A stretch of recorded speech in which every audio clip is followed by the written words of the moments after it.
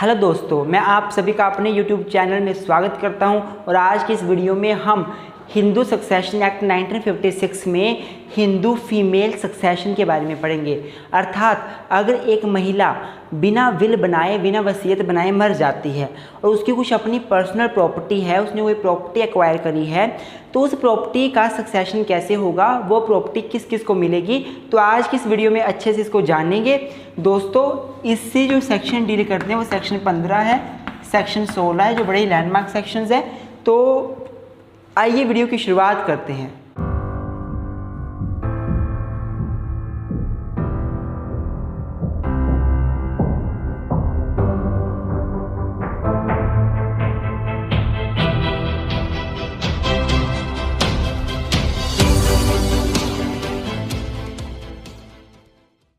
तो मेरे दोस्तों, अगर मैं एक महिला के मर जाने के बाद उसकी प्रॉपर्टी किसको मिलेगी इसकी बात करूं तो सबसे पहले हमें सेक्शन 14 पढ़ना पड़ेगा। सेक्शन 14 ये बोलता है कि एक महिला अपनी प्रॉपर्टी की एब्सोल्यूट ओनर होगी, अर्थात अब महिला अपनी प्रॉपर्टी की लिमिटेड ओनर नहीं है। सेक्शन 14 हिंदू सक्सेशन एक्ट 1956 के आने के बाद अब अगर एक महिला के पास कोई प्रॉपर्टी है, उसके अपने कोई गिफ्ट्स हैं, उसको प्रॉपर्टी अपने हस्बैंड से मिली है, अपने पेरेंट्स से मिली है, किसी से भी उसको प्रॉपर्टी मिली है, गिफ्ट के माध्यम से मिली है या किसी भी माध्यम से मिली है, ज्वेलरी है उसके पास, वो सब कुछ उसका अपना एब्सोल्यूट माना जाएगा। उस प्रॉपर्टी की वो मालिक है, उसका उस पर एब्सोल्यूट हक है।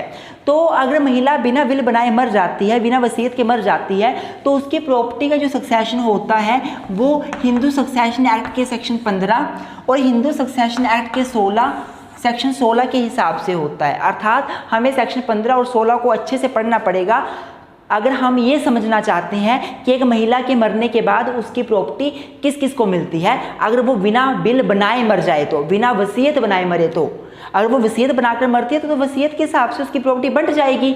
अगर बिना वसीयत बनाए मरती है तो सेक्शन 16 और 15 जो है वो एप्लीकेशन में आएंगे। तो सेक्शन 15 से शुरू करते हैं। तो मेरे दोस्तों, सेक्शन 15 के अनुसार general rules of succession of a female Hindu dying intestate. अगर एक फीमेल हिंदू डाइंग इंटेस्टेट मतलब बिना विल बनाए मर जाती है तो उसकी प्रॉपर्टी का सक्सेशन ऐसे होगा। 5 क्लासेस हमें यहाँ पे दी गई हैं, 5 कैटेगरीज हमें यहाँ पे दी गई हैं, या आप बोल सकते हो 5 एंट्रीज हमारे पास यहाँ पे दी गई हैं और इनमें प्रॉपर्टी जाएगी। इसमें एक बात याद करने वाली है, समझने वाली है। सेक्शन 16 क्या बोलता है? सेक्शन 16 बोलता है कि ये जो एंट्रीज यहाँ लिखी गई हैं इनमें पहली एंट्री दूसरी के ऊपर प्रेफर करी जाएगी, और अगर पहली एंट्री में प्रॉपर्टी चली गई तो सारी फिर पहली एंट्री में चली जाएगी, नीचे वाली एंट्रीज में कुछ नहीं जाएगा। अगर पहली एंट्री जीवित नहीं है, पहली एंट्री में कोई जीवित नहीं है तो दूसरी एंट्री की बारी आएगी, दूसरी में कोई जीवित नहीं है तो तीसरी एंट्री की बारी आएगी, तीसरी में कोई जीवित नहीं है तो चौथी एंट्री की बारी आएगी। मान लो चौथी में कुछ जीवित हैं लोग तो सारी प्रॉपर्टी उन्हीं को चली जाएगी, 5वीं एंट्री की बारी नहीं आएगी। सेक्शन 16 ये बोलता है। 16 में जनरल रूल्स बताए गए हैं, सेक्शन 15 में जो रूल्स बताए गए हैं उसके सपोर्ट में सेक्शन 16 में कुछ एक रूल्स बताए गए हैं। ऑर्डर ऑफ सक्सेशन सेक्शन 16 में बताया गया है। तो स्टूडेंट्स, फर्स्टली अगर एक महिला बिना विल बनाए मर जाती है तो सबसे पहली उसकी प्रॉपर्टी उसके सन में, उसके डॉटर में, उसके सन के सन में, सन की डॉटर में, या डॉटर के सन में, डॉटर की डॉटर में, मतलब एक महिला के अपने बच्चों में या महिला के जो अपने ग्रैंड चिल्ड्रन हो उनमें, और उसके साथ में हस्बैंड में, इनमें प्रॉपर्टी जाएगी। अर्थात अगर एक महिला P, इसका मतलब प्रोपोजिटस है, P मतलब प्रोपोजिटस महिला मर जाती है तो इसके सन को प्रॉपर्टी जाएगी, इसके डॉटर को प्रॉपर्टी जाएगी। सन अगर मर चुका है तो सन के सन को प्रॉपर्टी जाएगी, सन के डॉटर को प्रॉपर्टी जाएगी। डॉटर अगर मर चुकी है तो डॉटर के डॉटर को प्रॉपर्टी जाएगी, डॉटर के सन को प्रॉपर्टी जाएगी, इनको प्रॉपर्टी जाएगी साथ में हस्बैंड। 1 2 3 4 5 6 7, इन 7 हेयर्स को प्रॉपर्टी जाएगी सबसे पहली एंट्री में। अगर कोई एक व्यक्ति महिला मर जाती है तो इसके अपने लड़के को, अपनी लड़की को, लड़का लड़की मर चुके हैं तो उसके बच्चों को, अगर नहीं भी मरे हैं तो फिर जो और लड़का लड़की हैं उनके बच्चे हैं कोई तो उनको जाएगी। बोलने का मतलब क्या हुआ, यहाँ लड़का लड़की जो बोला है मैंने, इसका मतलब ये नहीं है कि एक लड़के को चली जाएगी प्रॉपर्टी बस हो गया, नो। यहाँ लड़के का मतलब 2 लड़के भी हो सकते हैं, 3 लड़के भी हो सकता है, 4 लड़के भी हो सकता है। अगर इसके 3 लड़के हैं तो 3 लड़कों को जाएगी। फिर अगर इसके 2 लड़कियां, 3 लड़कियां बन जाएंगी। यहाँ पे लड़का लड़की मैंने एक लिखा है, वो जनरल सेंस में लिखा है। तो अगर एक महिला मर जाती है तो उसकी प्रॉपर्टी उसके हस्बैंड को जाएगी। लड़का लड़की चाहे 1 2 3 4 जितने मर्जी उनको प्रॉपर्टी जाएगी। और ग्रैंड चिल्ड्रन कोई हैं, मतलब लड़की के बच्चे कोई हैं या लड़के के कोई बच्चे हैं आगे, अपने पोतरे हैं या अपने दोतरे हैं तो उनको प्रॉपर्टी जाएगी। एंट्री ए ये बोलती है, अगर मेरे दोस्तों इनमें से कोई भी जीवित नहीं है या इनमें से कोई भी विद्यमान नहीं है तो दूसरा जो हमारी एंट्री है वो बोलती है upon the heirs of husband. तो फिर हस्बैंड के हेयर्स में प्रॉपर्टी चली जाएगी। अब हस्बैंड कौन है? हस्बैंड एक मेल है। तो जो हिंदू मेल सक्सेशन हमने पढ़ा था सेक्शन 8, 9, 10, 11, 12 जो हमने रूल्स वहाँ पढ़े थे वो रूल्स यहाँ पे एप्लीकेबल हो जाएंगे। ये भी बात सेक्शन 16 ही बोलता है जो मैं बता रहा हूँ आपको कि अगर एक व्यक्ति मर जाता है, एक महिला मर जाती है, उसके बाद उसकी एंट्री 1 में कोई हेयर जीवित नहीं है। हो सकता है एक लड़की की उसने शादी कर दी हो, लड़की खुद मर गई हो, लड़की का हस्बैंड जो है वो जीवित हो, हस्बैंड भी मर गया हो, मान लो क्लास 1 में कोई भी जीवित नहीं है, जो पहले एंट्री उसमें कोई जीवित नहीं है, तो फिर जो हेयर्स हैं हस्बैंड के उनमें प्रॉपर्टी जाएगी। अब हस्बैंड की हेयर कौन है? तो class 1 heir, class 2 heir, agnate, cognate जो हमने पढ़े थे सेक्शन 8 में वो यहाँ पे एप्लीकेबल हो जाएंगे रूल। अगर मान लो एंट्री 2 में भी कोई जीवित नहीं है, हो सकता है ना एक लड़की है उसके पास काफ़ी प्रॉपर्टी है, वो गोल्ड मेडलिस्ट थी, वो खिलाड़ी थी, उसने काफ़ी प्रॉपर्टी जीती, बाई किसी कारण वो मर गई। अगर वो मर गई, उसकी शादी नहीं हुई थी, मतलब उसके हस्बैंड भी नहीं है, शादी नहीं हुई मतलब उसके बच्चे भी पैदा नहीं हुए, अर्थात एंट्री 1 में भी नहीं है कोई, एंट्री 2 में भी नहीं है, तो प्रॉपर्टी किसको जाएगी फिर? उसकी तो प्रॉपर्टी जाएगी उसकी माता और पिता को। जो उसके माता और पिता होंगे लड़की के, अपने मदर फादर, उनको प्रॉपर्टी जाएगी।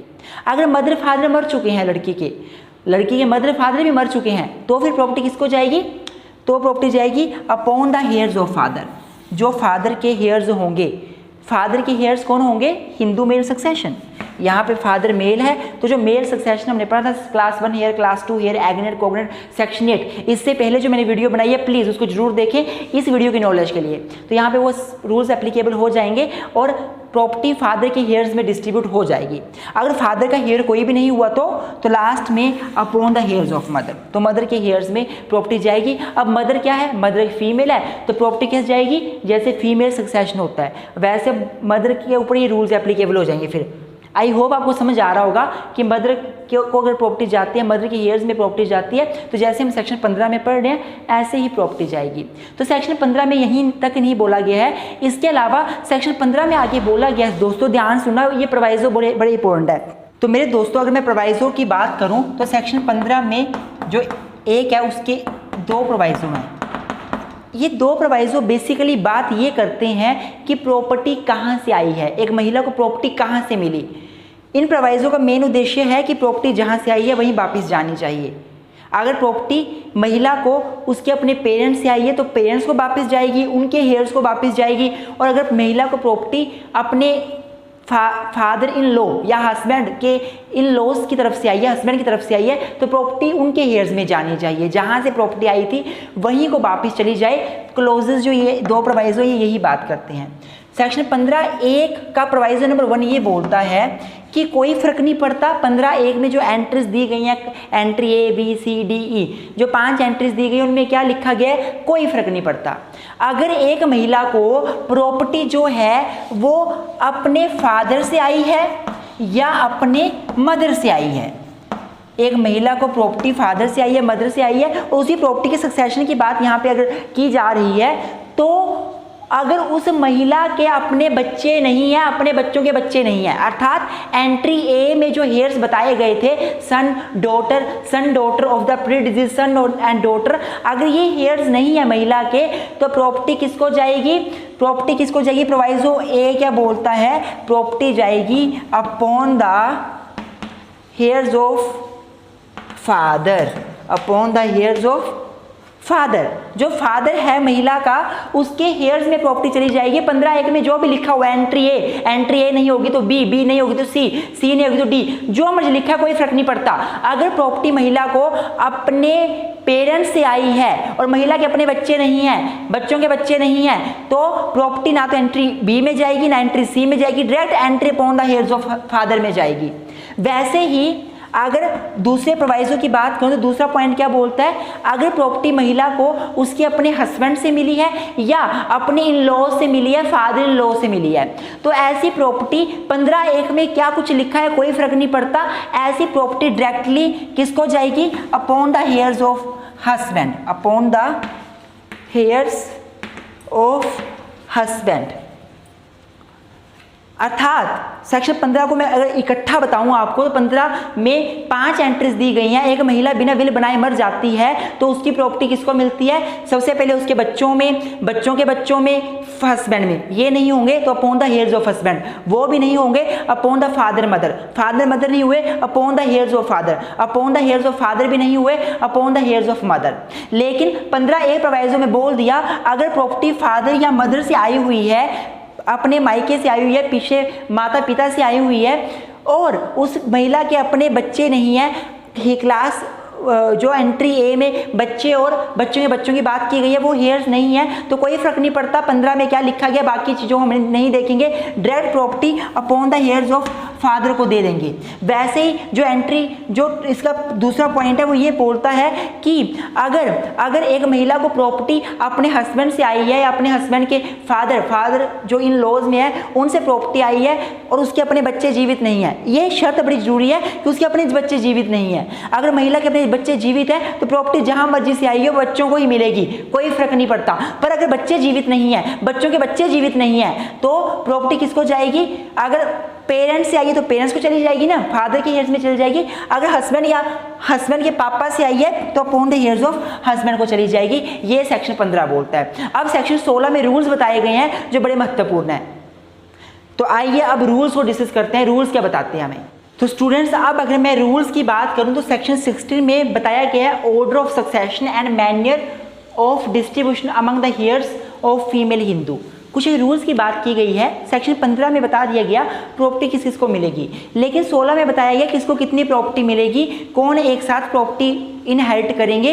तो सबसे पहला जो रूल है सेक्शन 16 में बताया गया वो ये बोलता है कि जो 15 सेक्शन की एंट्रीज हैं, 5 एंट्रीज, इसमें जो ऊपर की एंट्री होगी वो नीचे वाली एंट्री के ऊपर प्रेफर की जाएगी। अर्थात जो एंट्री ए है उसको प्रेफरेंस दी जाएगी एंट्री बी पर, एंट्री बी को प्रेफरेंस दी जाएगी एंट्री सी पर, एंट्री सी को प्रेफरेंस दी जाएगी एंट्री डी पर एंड सो ऑन।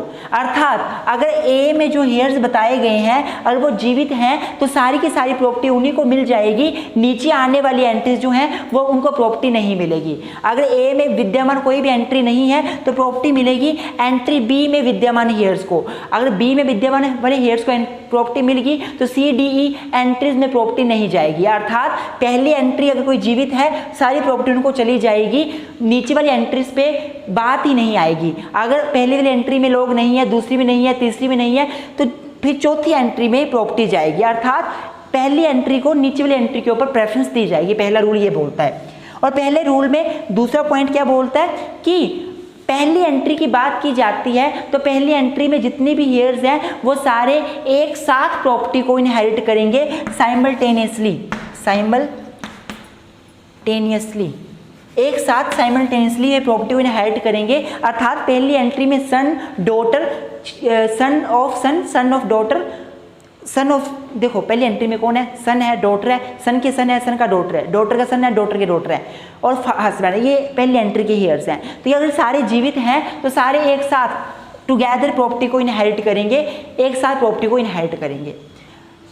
दूसरी एंट्री की दूसरा रूल क्या बोलता है मेरे दोस्तों, दूसरा रूल बोलता है कि अगर मान लो जो हेयर्स हैं वो ब्रांचेस में हैं, मान लो एक महिला है, ये मर गई है, इसका सन जीवित है, डॉटर जीवित है और एक सन और मर गया, उसका सन जीवित है, उसकी डॉटर जीवित है और इसका हस्बैंड जीवित है। तो प्रॉपर्टी हमें पता है ये पहली एंट्री में आते हैं सारे हेयर्स, प्रॉपर्टी इनको मिलेगी, इनको हस्बैंड, सन और डॉटर को और इस वाले सन को जो मर गया है इन सभी को एक एक शेयर मिलेगा, एक शेयर इसको, एक शेयर इसको, एक शेयर इसको, एक शेयर इसको। मतलब मान लो इसके पास 4 किल्ले ज़मीन है, 4 मरले ज़मीन है, 4 कनाल कुछ भी ले लो आप, तो एक एक कनाल, एक एक मरला, एक एक किल्ला सभी के हिस्से आ जाएगा। अब ये दो जो हैं इनको एक का आधा आधा मिलेगा, मतलब ये एक इन दोनों में बंटेगा।